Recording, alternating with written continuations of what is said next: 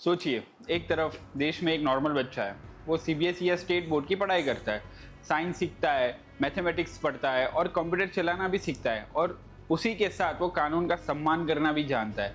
लेकिन वहीं दूसरी तरफ इस देश में लाखों बच्चे एक ऐसी पैरेलल सिस्टम से पढ़ रहे हैं जहाँ ना तो कोई सीबीएसई का सिलेबस है, ना ही मॉडर्न एजुकेशन है और ना ही गवर्नमेंट का कोई ऑडिट होता है। मैं बात करता हूँ उन अनरेगुलेटेड मदरसास की।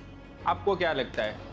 मेरा एक सीधा सवाल है, अगर देश एक है तो एजुकेशन सिस्टम दो क्यों हैं? हम 21st सेंचुरी में रह रहे हैं या 14th सेंचुरी में? चलिए लॉजिक समझते हैं। जब आप एक 10 साल के बच्चे को बाकी पूरे समाज से काट कर एक बंद कमरे में सिर्फ और सिर्फ रिलीजियस डॉगमेटिज्म सिखाते हैं, जब उसे दिन रात यही बताते हैं कि बाहर की दुनिया गलत है और उसका रास्ता ही सही है, तो आप उस दिमाग से क्या एक्सपेक्ट करते हो? आप उस बच्चे को देश के विकास से नहीं जोड़ रहे हो, आप उसे एक आइसोलेशन में भेज रहे हो। और जब ये बच्चा बड़ा होता है तो उनके पास ना तो कोई मॉडर्न स्किल होता है, ना उनके पास जॉब होती है और ना ही कोई टेक्निकल क्वालिफिकेशन होती है। ये सिस्टम उन्हें जानबूझकर अनएम्प्लॉयबल बनाता है। और जब एक खाली दिमाग के पास ना पैसा हो, ना रोजगार हो और दिमाग में सिर्फ कट्टरता भरी हो, तो वो दिमाग क्राइम और एंटी नेशनल एक्टिविटीज़ की तरफ बहुत आसानी से डाइवर्ट हो सकता है।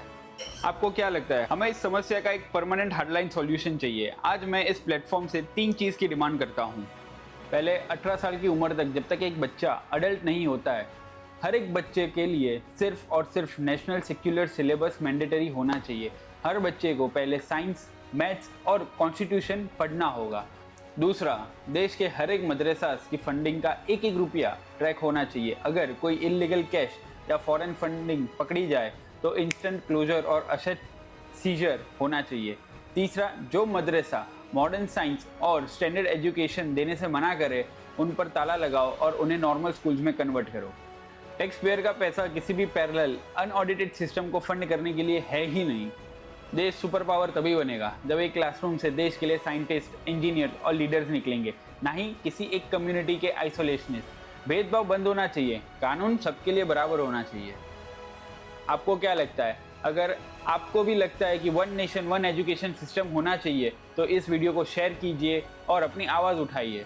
मैं हूँ ऋषित राज पोपट, मेरे साथ जागिए, जुड़िए और जीतिए। जय श्री राम, भारत माता की जय।